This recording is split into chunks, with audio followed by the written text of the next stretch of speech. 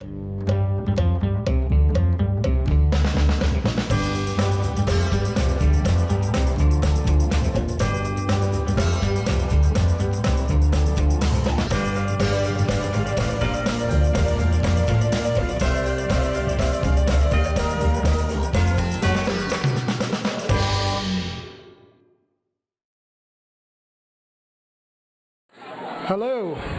welcome to the Metropolitan Club.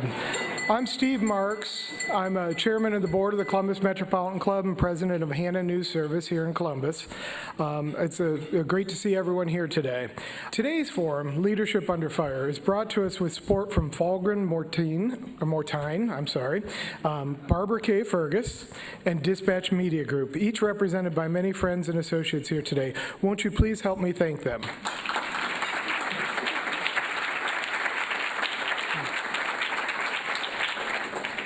It's no secret that our neighbors in Dayton have had a trying year. It started in the spring with the controversial KKK rally that generated national coverage for its drama, as much as the community's anti-hate response to it.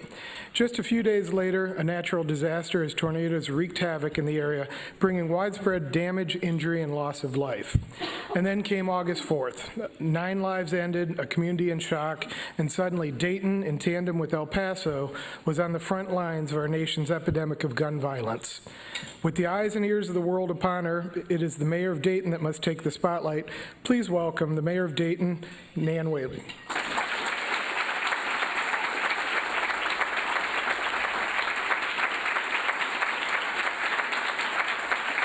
And our host today is journalist at WBNS 10 TV, Jerry Revish. Jerry, the floor is yours. Thank you.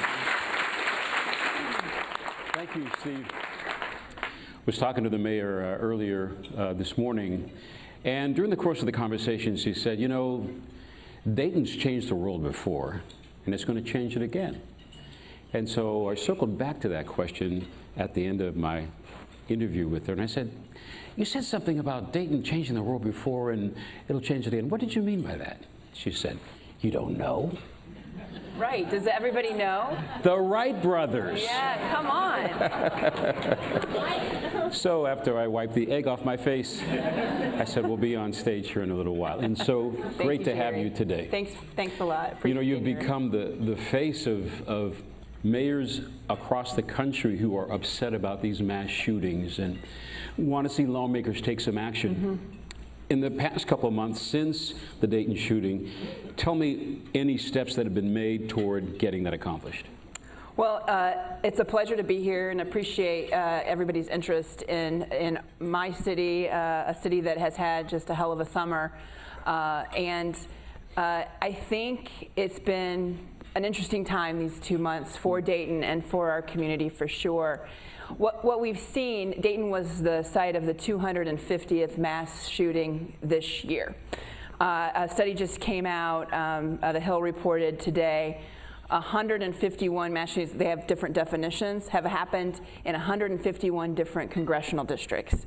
And for Dayton, I think Dayton is a place that people know about. It's not a big city, it's not a small city, but it's a city that is an every town. Mm-hmm. And I think with what happened in El Paso and then 14 hours later in Dayton, it really galvanized the conversation about gun violence again.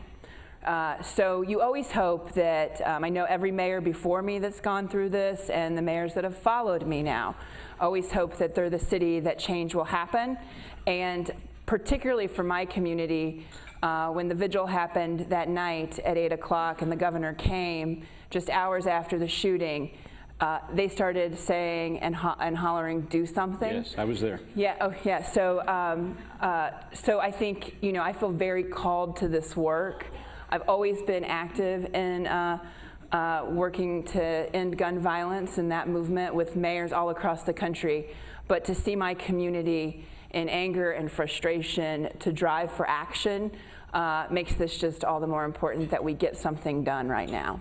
How did you handle that moment? It seemed really organic, spontaneous. Yes. The crowd was gathering and there were several speakers before the governor got up, but during his remarks, do something, came from the crowd. How did that make you feel and how did you manage that? Well, I mean, I was a little nervous for the governor, frankly. We were on a stage in the middle of 5th Street, you know, where the massacre happened. And you could see State Highway Patrol kind of back, you know, they were doing an exit plan for the governor while this was happening. And I remember thinking, like, I understand this frustration. This is a vigil. We need to make sure that we honor the community and honor those that died by not having, and then they stormed the stage and the governor had to be run out. I mean, I didn't think that would be what's best for Dayton. And actually, when the governor was speaking, I mean, I don't think it really had anything to do, I think it had more to do with the governor's party than it did about the governor. He was actually talking about how it was the 26th anniversary of his daughter's death that day. So the crowd did not hear this at all. And I got up after he spoke, before the congressman spoke, and said, look, we're all in enormous pain, but this is a vigil to remember those whose lives have been lost. The time for action will be coming, but let us respect those lives. And the community did. And I think that's just what makes my community the best, is they have a grit and resilience about them, but they are respectful people, but they still demand something to be done on this issue and will not stop until something is. Most Americans and most gun owners now support some gun control. Seems like it would be a slam dunk to get this done. You would think. What's the problem? Well, I mean, if we've solved this problem, we've solved, like, democracy's issues in America right now, right?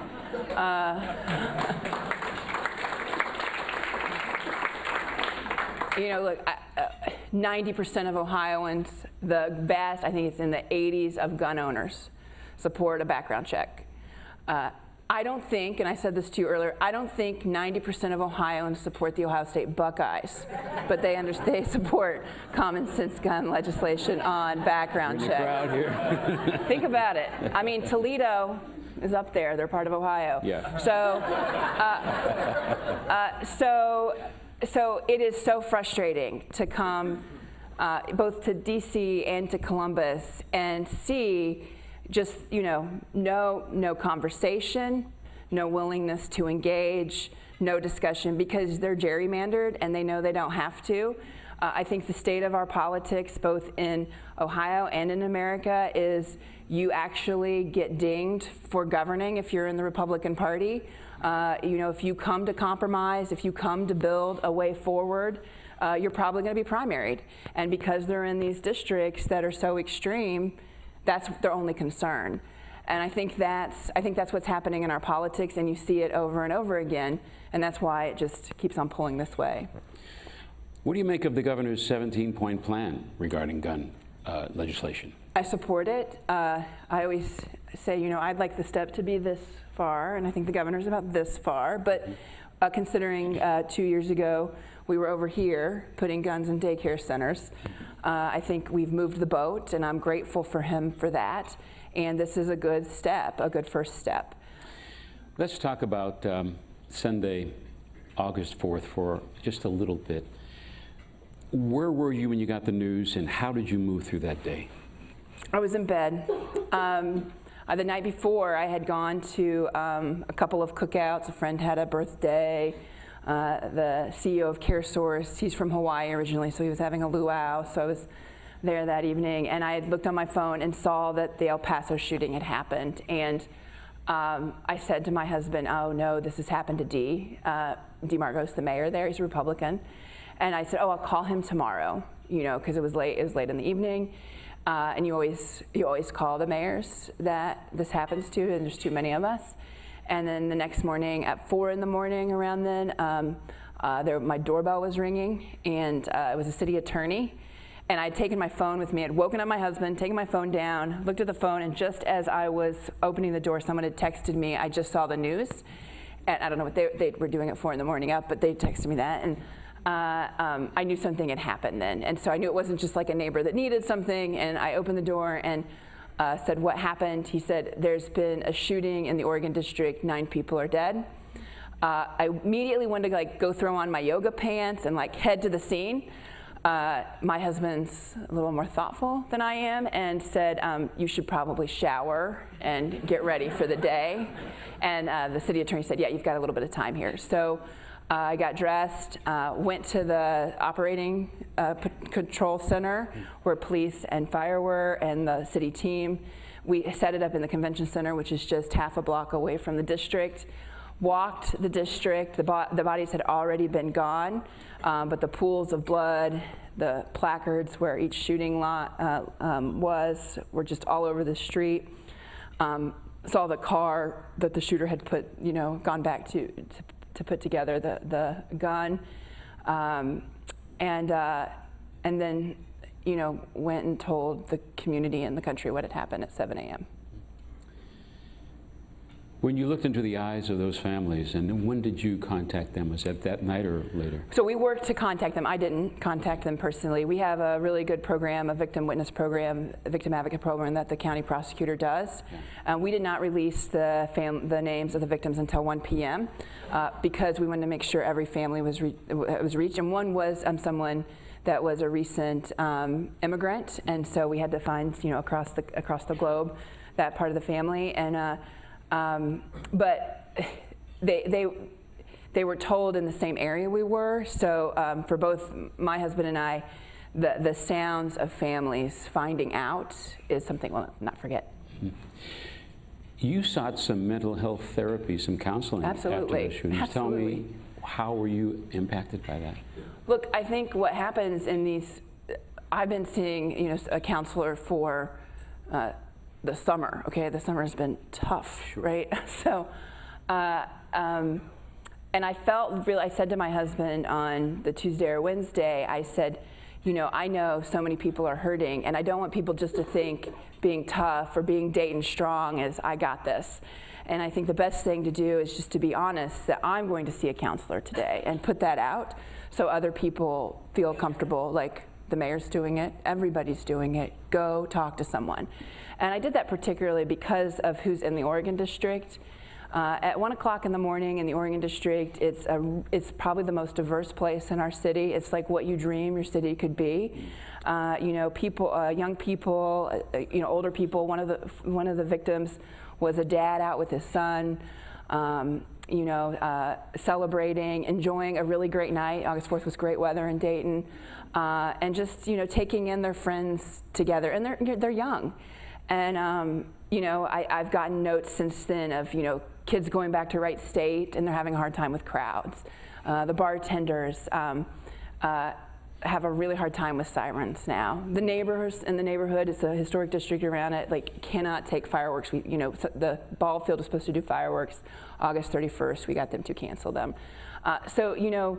That lives with you. This is going to have a tail for Dayton for years, and so I want to make sure that people know that, yeah, it's okay that it's affected you. Even, people that weren't in the district but normally are there on Saturday nights have survivor guilt. Well, I could have been in the taco line. I could have been at that bar.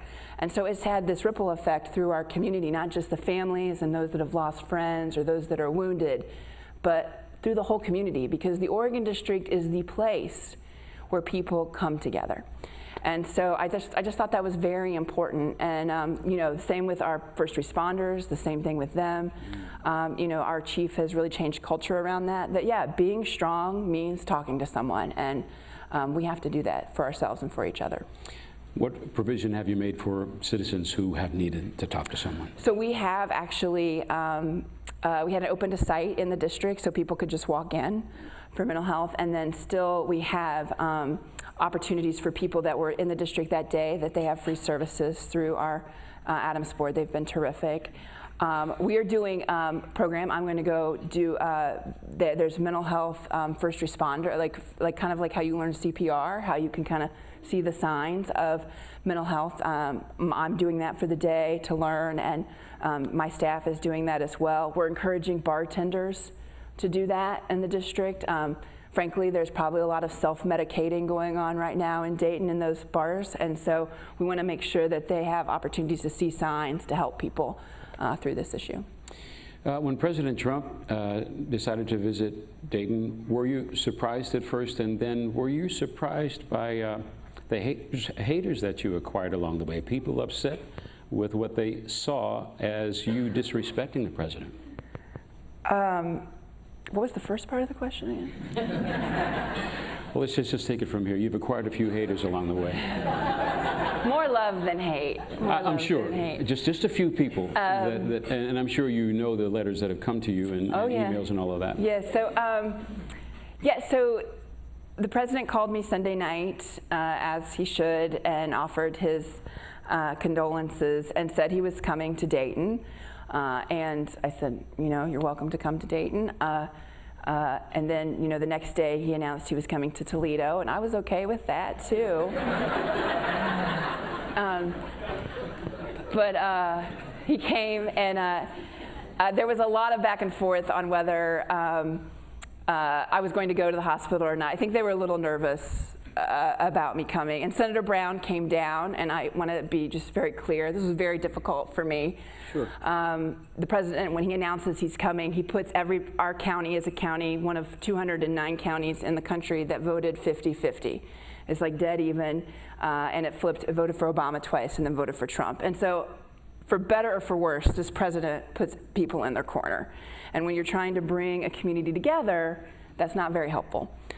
So, the governor was terrific. We wanted him to go to the hospital, and we thought, I thought it said the victims. The governor or the president? The governor was. Okay. The governor encouraged the president to not go to the site, but go to the hospitals. Okay.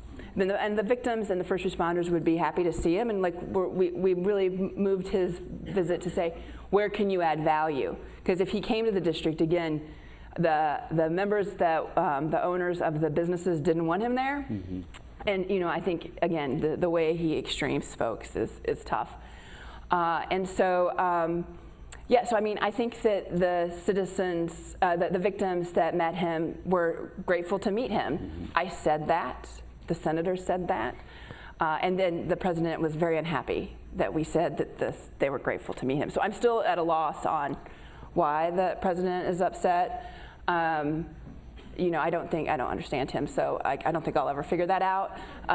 But what is sad is the minute that he tweeted at me, the mayor of Cincinnati called me and was like, oh, you're going to need security detail right now. And I said, oh, you really think so? Oh, yeah. And then immediately Dayton police were like, oh, you need security detail right now. So Dayton is a city, I don't have detail. I drive myself, I wander around happily. And so for that following week, I had these two guys with me for 24 hours a day, which is a strange situation. Yeah. So now we come to a place where the president has got the up or down on whether anything is going to move forward legislatively in Congress. But we can still do something in Ohio. Yeah. So he's not the end all. Yeah. And the mayors, we went the first day of when they came back from recess, the 1st of September. Mayors, both bipartisan, across the country came. We met with the White House, and we met with particularly Republican senators that would be key in this. And there seemed to be an attitude of getting something done. Look, and I said this to the senators I met with, the Republican senators will say, well, the Democrats, they want this issue as a divider for 2020 because they know it's so good, 90%, back to that. And I said, look, mayors don't care about the 2020 election. Mayors want action now. We want to give the politics of possibility here. That's where is the space that we can get something done on background checks? How can we do that? How can we be helpful? Because we're not waiting till after 2020. We need it done now. And I think that's where the mayor's voice is so powerful in that work, because we are mostly Democrats, there are some Republicans, but we're in the cities and we're giving space for folks to come together and get action. I haven't given up hope. I still think people are talking about it nonstop. I just worry that the air is filled with impeachment now, the president is just consumed about that. And so I don't know if he can do two things at once. So we've got this new roadblock, this new sort of diversion from that. You say we can do things in Ohio, so where's the pressure, where's the heat being turned up at the State House? Well, the mayors and the police chiefs came to to Ohio September 19th. We actually had a day of action with the Moms Demand that were there. I see them here, and they've been great.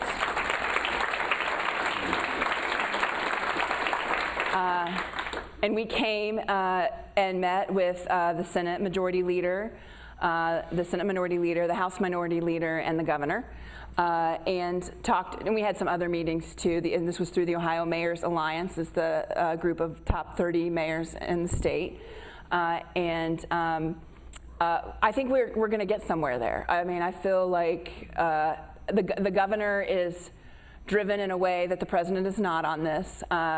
We were together Friday at a mental health summit in Dayton for pediatric, for children. You know, the week after we announced the summit, over 700 people from across the state came. And even in that summit, he brought up, this is my commercial. We're going to need your help to move this gun legislation. So I think he's just bringing it up in every single place. Certainly, we are as mayors, we are supportive of it, and we'll do what we need to do to get something done on this issue. You know, Dayton wasn't even the first city in Ohio that's had a shooting. Keep in mind, last year, there was a shooting in Cincinnati that everyone has forgotten about at Fountain Square. You know, the shooting in Chardon. You know, we have these mass shootings, and then we have shootings every single day in our communities that don't even make news. You know, 2 days or 3 days before the mass shooting on August 4th, a woman in Dayton had a civil protection order against her husband. He went to the dollar store, shot her, and killed himself. No news. 3 days after the shooting and the mass shooting, a young man was in his West Dayton neighborhood, shot dead. These are the kind of things that you don't even hear about that has just become regular in our communities. And I think it is the point of exasperation for mayors and police chiefs. You think people are a little desensitized, just traumatized out with all of this and just are kind of frozen here? I don't think the public is. No. I think the public is motivated like I've never seen on this issue. Let's talk about you as a leader for a moment here. Before this tragedy, you were already dealing with a dozen tornadoes that had broken out, the opioid crisis, and jobs had been leaving your city for a good little while. I saw the Frontline story on Dayton, and you were in that and front and center. How are you managing these things? What do you do to move these issues forward? Well, it sounds like a great job you described right there. It does. It does. It's full time. Yeah. Dave Chappelle came into this show in Dayton, and someone screamed, you know, Dave for mayor, and he hollered back, like, never mayor of Dayton, a fate worse than a prolonged death, is what he said back. I said, Dave, I heard you said that. And he said, well, at least I said it in Dayton, Nan. So, yeah, I mean, it's tough. I mean, leadership calls you to times that are difficult, and you know, that's the work. Mm-hmm. You know, it's not something you think about; it's something you do. And you know, I love my job. All kidding aside, you know, it's an incredible honor to be the mayor of a city that has been kicked and kicked and kicked for 5 decades. Mm. And you know, be unflinchingly honest about that, but still celebrate what greatness and awesomeness that is in this community. The trend lines and the policies that have been made by the federal and state government have been unfriendly to Dayton since the 1960s, you know. And so I think, you know, we're starting to see now mid-sized cities across the country starting to say this and saying, hey, most people live in these kind of towns. What are we doing for these kind of towns that have gotten less and less funding, less and less help, less safety net, and less attention paid to them? And so that's really important for us to use the voice, because that's the people that are here. Let's talk about your people there in Dayton for a moment. They're the best people. Yeah. They're the best. They're the best. They are the best. Yeah. Our photographer was there when the tornadoes broke out, and he was saying, as he was walking through some of those ravaged neighborhoods, people whose homes weren't even behind them anymore were asking him, can we get you some water? Yeah. How can we help you? What did you think about that? I'm not surprised. Dayton is a gritty, resilient city. I'm not originally from Dayton. I'm from Indiana, and really went to the University of Dayton and fell in love with the city. It's It is a city that believes if you work hard and play by the rules, you should get ahead, full stop. What's frustrating is that's not the case in America anymore, and so cities like Dayton feel like they've been gypped, and they have. It's been rigged against them. But the people are so committed to the community and to what they believe that they don't give up on that. And I think that's what makes the town so great. I was saying earlier too, you know, we had a lot of national media that came through, you came through, and some of the national folks would say they didn't understand, mostly the coastals, and they'd come and say, people would come up to them and say, are you going to remember Dayton? What are you going to remember? What is it? And they didn't understand why Daytonians were asking this. And I would say to them, you've missed the point.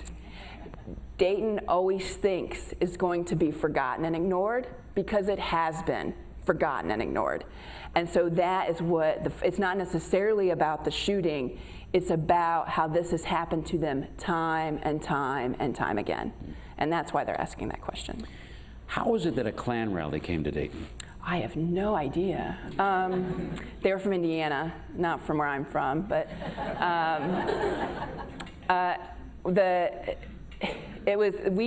where they came, the city does not permit this area. It's a county permit. And frankly, the county had really poor permit rules around this that allowed them to come in with no rules. And I think they seek out those kind of places. So governments have to be very attentive to what their permit rules are, because if not, you'll get a hate group come to your town that's not even from the state. There'll be like less than a dozen people. It will require $600,000 of money. Is that what you spent? Yes, to protect the whole community, because then when they come, Antifa comes with 75 assault weapons, because we're allowed to have assault weapons as open carry in the state, because there is no assault weapons banned and it's an open carry state. So just imagine that if someone got annoyed and there's 75 assault weapons just hanging out, what happens? That's why you have to have so much police, is really that. It's not to protect the white supremacist group, it's really to protect the community. And pretty much your city resisted the whole thought and the premise and the theme and philosophy of these people coming in. Oh, absolutely. I mean, the community, again, came together, had an event off-site where thousands of people came, and we had people peacefully protesting. Not a single arrest during the time. You know, I think people were looking for a powder keg. You have to be very prepared, you know, particularly post-Charlottesville about these things. I think Dayton Police just does a terrific job. They did a terrific job through this. They did it, you know, our first responders did an amazing job through the tornado. And then obviously an amazing job through the shooting. The national police chiefs, like Chief Ramsey used to be the chief of Washington, D.C. and New York, et cetera, said that our briefings with the police were the best he had ever seen. And so we just try to be very transparent. That's how we always are. So it was nice. We were kind of excited the national media came and told the local media they had it that good. So, you know, that's the standard, I think, in Dayton. Now, they are really tired, Dayton police is, after this summer. Mm-hmm. And they still have the opioid crisis to deal with. And how are you doing with that? Well, you know, we were the 4th city in the country to sue the drug companies to hold them accountable. We're looking to see fruition in that very soon. And then we came together as a community. More than 200 organizations came together to put what we like collective impact models in Dayton. How can we collectively impact this issue? How can we come together and align? And from 2017 to 2018, our accidental overdose deaths were cut in half. That's over to, yeah, thank you.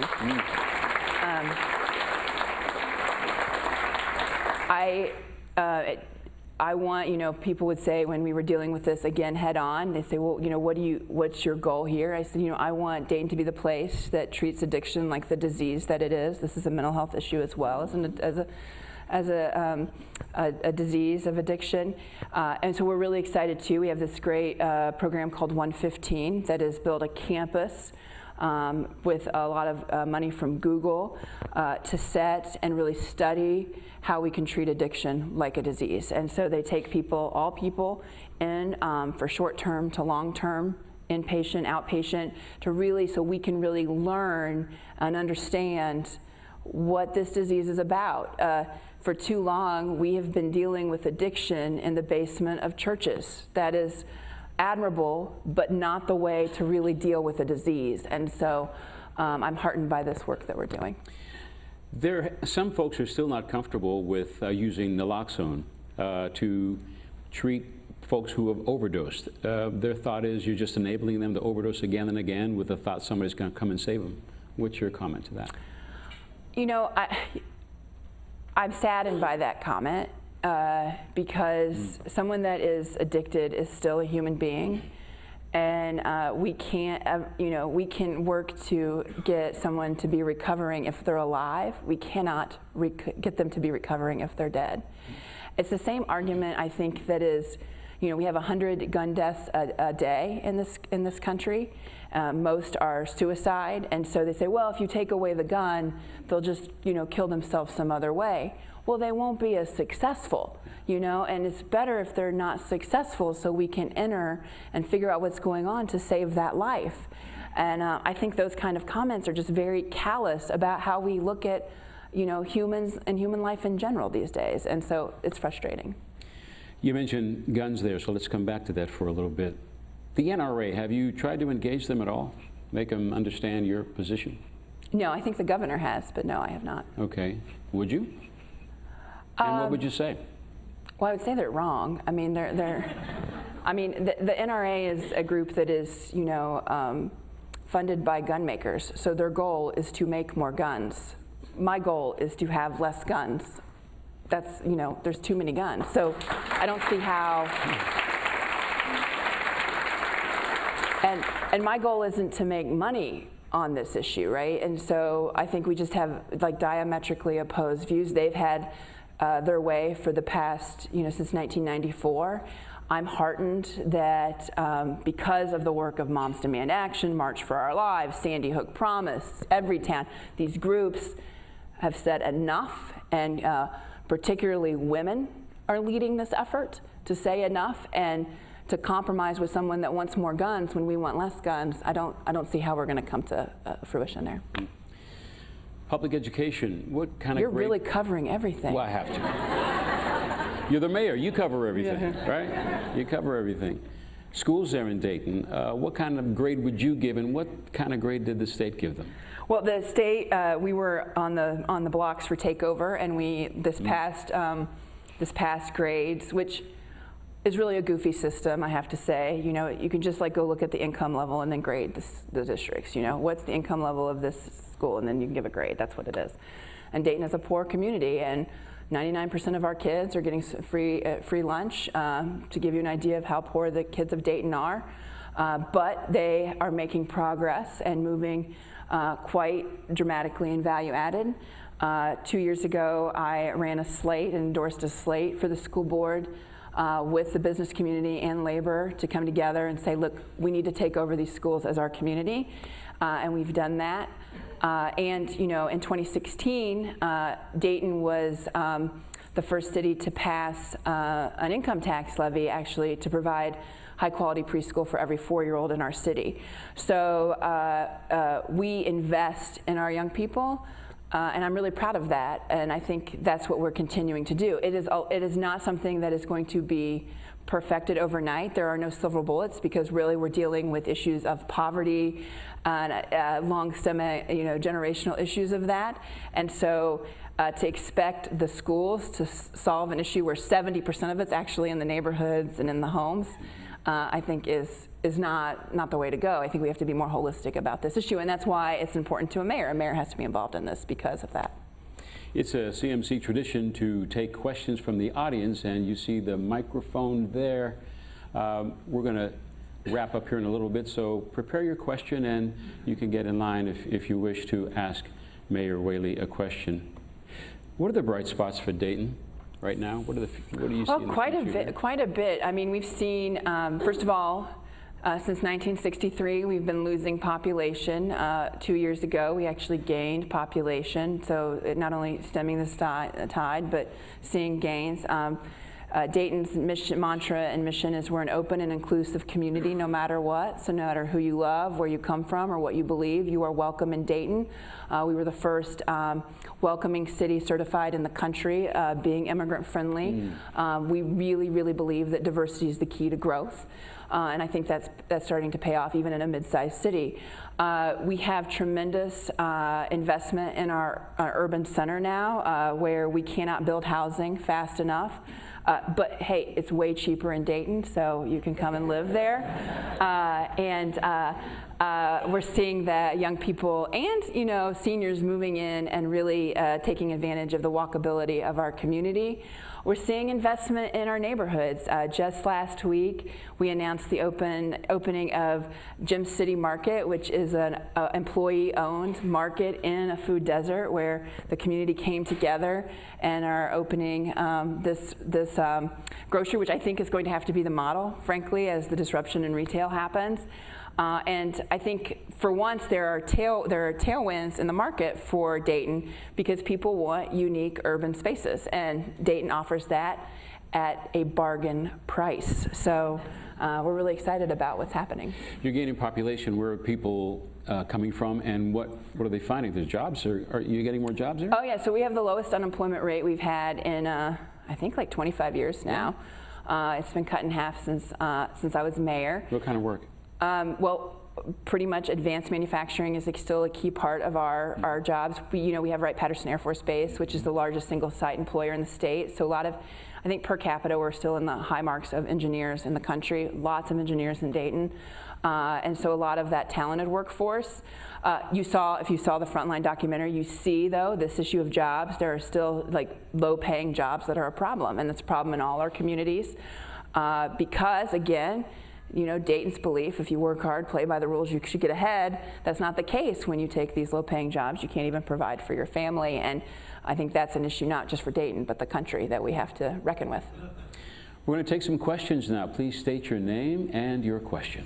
Yes, good afternoon. My name is Melanie Amato, and I work for the City of Dublin, specifically with the Dublin Police Department. Great. And I have two questions for you.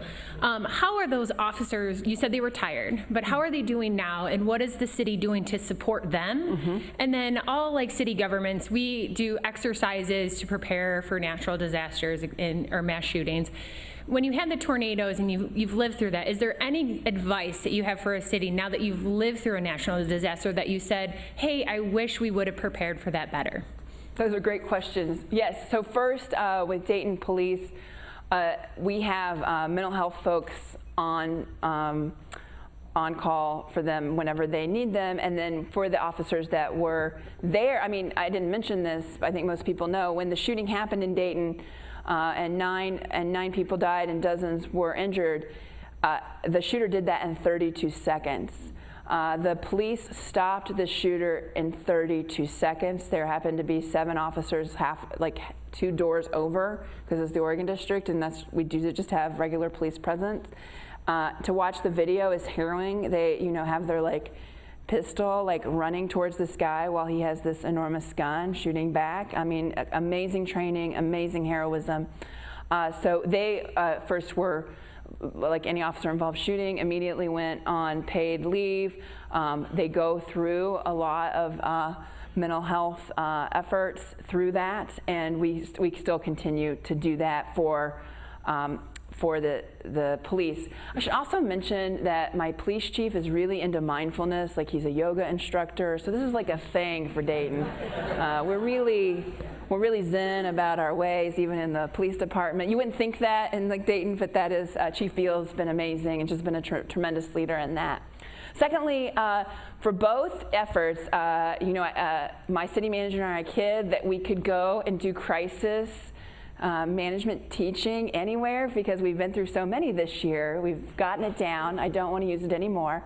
I would say a couple things. One, media is changing so dramatically, and I know we say that, but so dramatically, it's not even the same as it was a year ago. And for our community, if it's not on Facebook, it's not going on. And so it became more important for us to do Facebook Lives than to even talk to the media. And then secondly, I think having an understanding, particularly when you have something that was, I didn't really understand this until later. Maybe it's best I was clueless, but we would do these press conferences. I insisted on doing press conferences every 3 hours, because I said to the media, I'm going to be transparent with you. In return, don't report things that you have made up or just heard on the street. That's why we're going to come see you every 3 hours. And I think that's really important. Police sometimes will say, well, we don't need to do that because we don't have anything to say. You can say the same thing. That is all right. And so we did that, and I think that was very, very helpful. What I didn't realize is that, like CNN was going live with these. I had no idea that that was happening. I didn't really understand that like the whole week. I think it was like Friday, because I don't have cable, and so I didn't understand. I didn't know who these people I was talking to were. I just kept on talking. So that's, I think, having an understanding of just how it goes right on. And even it used to be when you would do media press events, you were talking to the media, but you're not. It's like on to anybody. And I think that's a change that I'm even adjusting to. Thanks for the question. Yes. Rochelle O'Connor, and I first want to thank you for all that you've done for the movement. Thank you. As someone who lived in Dayton for 20 years, my heart was broken with all of you guys. And on a lighter note, I can't believe you didn't mention Martin Sheen or Dorothy Lane Market Right. in your advocacy for Dayton. I know the Wright brothers, though, are like the most famous people from Dayton. Wright State University, go Yeah, Raiders, yeah. I do have a serious question, though. How, in this climate of things, do you think you're going to get something done? First of all, you're fighting home rule as a mayor, Right. I think people understand what that is that were here a couple weeks ago. You have bipartisan legislation from Senator Lehner with Senate Bill 183-84, but that's not really getting the hearings yet that it should be getting. So, two-part question, how are you going to get something done? And when push comes to shove, what are your must-haves on that list of things that the legislation should include? So my understanding, and Senator Lehner has been also from Dayton, a great leader on this. When we had the press conference with the Ohio mayors, I think she really set the stage where she came up and spoke, because we were in the Senate side, and she said, it's an honor to be here, and I apologize for not getting here sooner. And so she's been just a tremendous leader in this effort, and we're very grateful for her. I think the difference here is the governor is going to have to be key in this. He's going to drop his bill. It's one package on Monday. We're going to put our back into that as much as possible. It's a way that we can get movement. Again, it's not as far as I'd like to go, but it's a step, and it's a step in the direction we need. I am hopeful that we can get a red flag law through. That's something like I think we really see a lane for. I don't think the background checks would be nearly, I think I would view his proposal will be more of like an incentive to background check. It's not a background check. Again, a step in the right direction to incentivize background checks. But I recognize that the legislature is bought by the Buckeye Firearms Association, and that's a reality during this time, and we have work to do to make sure that the voices of Ohio own the state legislature, and that won't be done until 2020, but there's still opportunities for movement today. Hello, Hi, I'm Kyle. Lauteran. Hi, Nan. Mayor Whaley, I should Hi. say. Kyle went to UD. Okay. Yes, and he just recently moved back to Columbus. Did not move to Dayton, but I'm very excited to see him. I'm sorry for that. So in 1922, the first 6 women joined the Ohio State Legislature.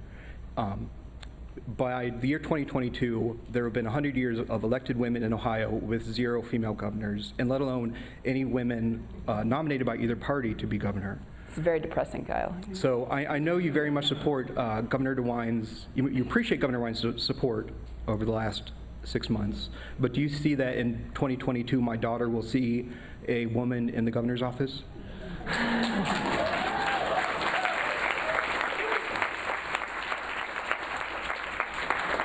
Well, we're always hopeful for women executives, right? As a mayor, I think of the top 200 cities in the country, which Dayton is one of, I think there's 38 women. So we have an issue around executive women leaders. And so I'm always hopeful of that. For me, I'm trying to get through this year, which has been a beast. So thank you, Kyle. Well, just to piggyback on that a little bit, Oh, you. would you Yeah, that's what I was going to do. would you consider running for mayor, governor again? Oh, sure. I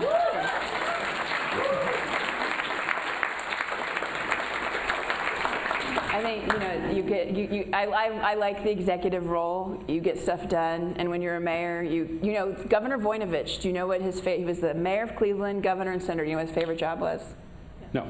Mayor of Cleveland, being mayor. I mean, you can really get stuff done, and so become real about that, and the governors can do that too. Okay, thanks.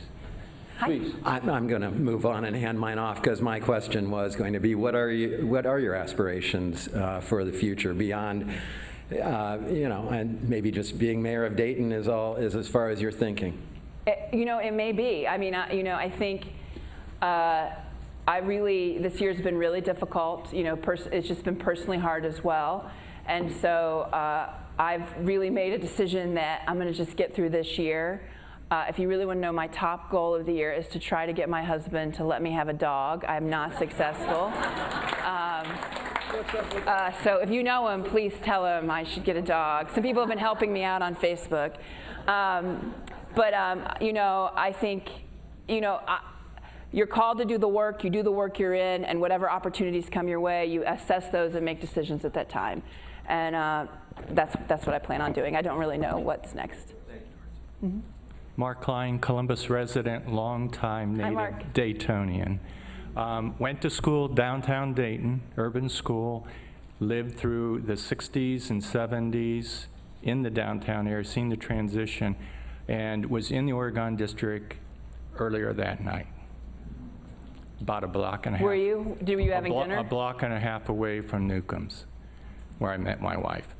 And then I come back to Columbus, and we've got such a vibrant nightlife, an urban nightlife, and corridors. And if anybody doesn't think that that can happen, I will not be fearful of being in public spaces. But I think that can happen anywhere. So you can be in the short north, in the gallery hop, and think about that in a split second. So I know there's a lot of supporters with regards to gun legislation.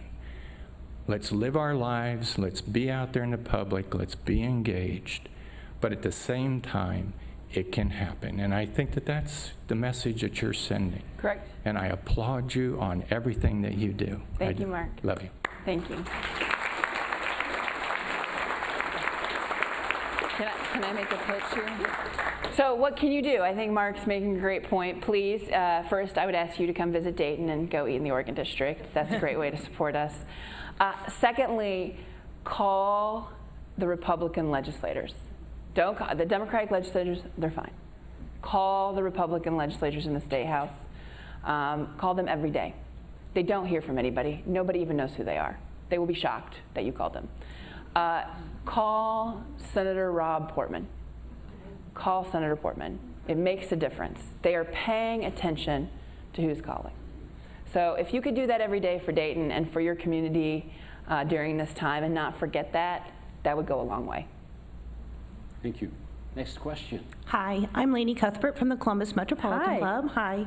Nan, along with what you just said, I have several people in my family, my in-laws, not my real family. They're your family too. Who are very big gun advocates. Sure. And their response to me when we have this conversation is, the majority of people who own guns are great people and responsible people, and I don't deny that that's true. Mm-hmm. But they say that everything that we're working on right now is never going to affect the next person who's going to be the mass shooter, because they're a bad person who is going to find guns no matter what. You know, that argument is so insane to me, because it's like, hey, well, we know people are going to break the law, so let's just not have any laws, right? I mean, The shooter in Dayton got every piece of his gun legally, every piece. There should be a way that he should never have been able to get a hold of something that can kill 9 people and injure dozens more for, in 32 seconds. And when I went last Wednesday to the House Judiciary Committee to speak on behalf of Daytonians and mayors to call for the assault weapons ban, the response from some of the others that testified, the reason why they wanted these guns that, move bullets at such a high velocity and cause so much damage was because they're really fun to shoot critters with, or I like them like my accessories like shoes. I mean, you can go watch the whole 4 hours and see this if that's what you want to do, but I respect gun owners and people having the Second Amendment. Nobody is saying no guns anywhere. Nobody is saying that. But I also believe I have a liberty and right to walk down streets without having to worry that somebody puts a gun together that can kill people that quickly just because you like it like an accessory and you like to shoot critters. You can shoot critters with a different gun. So I think we have to say, like, there are other rights and there is rights with responsibility that comes together in this work. And we don't have any unlimited rights in this country. And the Second Amendment is one that needs limits too. Well, to sum up what you've been through this past couple of months, let's just take that because you have these other things that have been ongoing concerns. How has it changed you? How has it made you a better mayor? Well, I think I like to tell the people of Dayton, I'm definitely like the city going through a growth stage here. It's been hard. Whenever you're growing, it's difficult, and it's been incredibly painful, but it has been the greatest honor to lead our community through this. And I don't know what I've learned yet. I haven't really gotten to assess that, but I know that I will look back at this time and I will assess a lot of pain, but I will also be completely amazed at getting the chance to lead such a great group of people through so much tough times. And I think that's when leadership is the most important, the toughest, and also the most rewarding. Nan Whaley, Mayor of Dayton. Be back in the room. Thank you. Thank you, David. Thank you. Take care of it.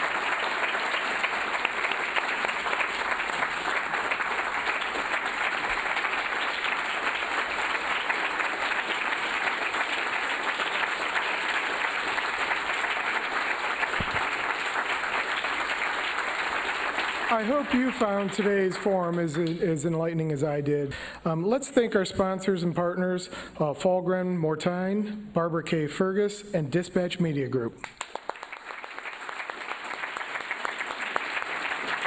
And of course, our speakers, Mayor Nan Whaley and Jerry Revish. And a special thanks to all of you. We will look forward to seeing you next week at CMC.